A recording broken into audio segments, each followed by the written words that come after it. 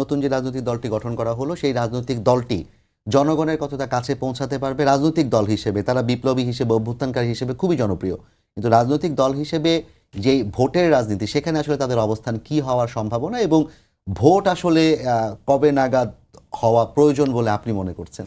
মানে প্রথম প্রশ্ন জবাব বলি, তো এখন এরকম করে বলা যায় না, দেখতে হবে তারা কীভাবে করে।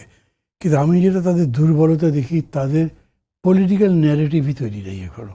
তারা কী করতে চায়, মানে ধরেন আমরাও তাদের মতো ছাত্র থাকতে খুবই সারা দেশ কাঁপানো ছাত্র সংগঠন ছিল আমাদের। জাসদ ছাত্রলীগ, সব ইউনিভার্সিটি জিতেছি, সব বড় কলেজে জিতেছি, এবং জাসদ যে প্রতিষ্ঠিত হয়েছিল এই ইয়াং আমাদের মতো মানুষদের, 30-32 বছর ম্যাক্সিমাম ছিল। তো ওরা এখন আমাদের তখন কিন্তু বক্তব্য ছিল একটা সমাজতন্ত্রের বক্তব্য, বিপ্লবের। আমি আমাদেরটাকেই সবচেয়ে হাইলাইট করার জন্য বলছি, আমি বলছি যে সব পার্টির লাগে।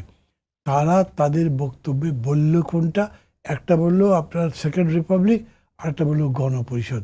দুটোই বড় জটিল বিষয় বোঝার জন্যে, মানুষ এগুলো বোঝে না। তো এইটা নিয়ে মানুষকে বুঝিয়ে তারপরে পক্ষে আনা একটু কষ্ট হবে। আবার সেটা খুব বিতর্কিত। আমি একটু আগে বলেছি, সেকেন্ড রিপাবলিক বিএনপি বিরোধিতা করেছে, জানতে চেয়েছে, বুঝতে চেয়েছে। গণপরিষদ সম্পর্কেও একই রকম বক্তব্য, আর সার্জিসের বক্তব্য যেটা এটা বললাম, সব মিলে কিন্তু একটা স্মুথ সেলিংয়ের বদলে একটা ঝঞ্ঝা বিক্ষুব্ধ একটা নদী সমুদ্রের মধ্যে তারা যাত্রা করলো, বিতর্কটিত এইরকম আমার মনে হচ্ছে।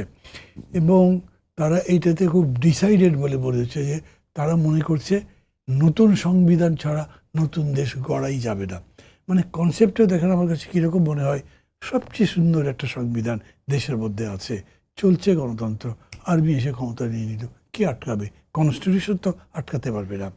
দেশে 2/3 মেজরিটি কেউ পেয়ে নিয়ে এলো, যেটা শেখ মুজিব যেরকম করে নিলেন।